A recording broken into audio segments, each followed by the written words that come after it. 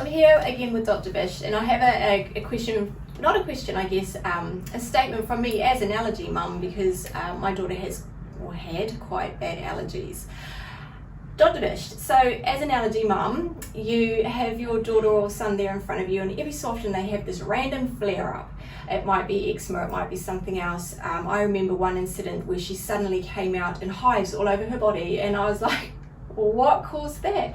You spend a lot of your time scratching your head, trying to pin it on something. We want an answer. We want to know what was the cause that caused this effect. We want to blame something so that we can get rid of that thing and everything will be fine. What would you say to me and all the other parents out there who are constantly trying to find the cause of this thing? What caused this effect?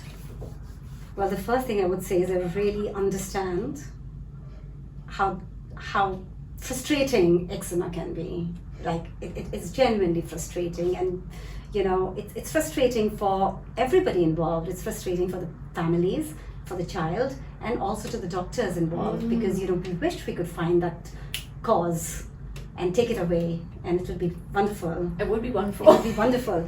But like I said, I think once you've gone through the channels of trying to find a trigger, and you haven't found any. So if you had an infant and you've gone through the exclusion diets, but there was no trigger found, then I think it's sometimes important to accept, perhaps try and accept that eczema is independent of any particular trigger. It's a skin condition, and what it needs, it's a leaky skin, and what it needs is medical treatment. So lots of emollients, lots of steroid creams when required for flares. But on the whole, if you as a parent who's been looking for a trigger have not been able to pick up, then sometimes I guess what I would say is then perhaps there is no trigger, it is the skin.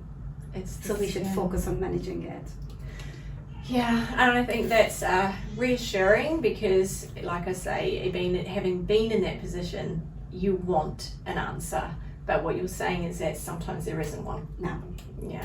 And having said, and I guess the other reassuring thing would be most children, not everybody, but most children do outgrow eczema with time. And of course there's this small cohort of children who have persistent symptoms. Yeah. So there's a light at the end of the tunnel for some, and some are kind of stuck with it, same with asthma. All right, thank you very much for your time.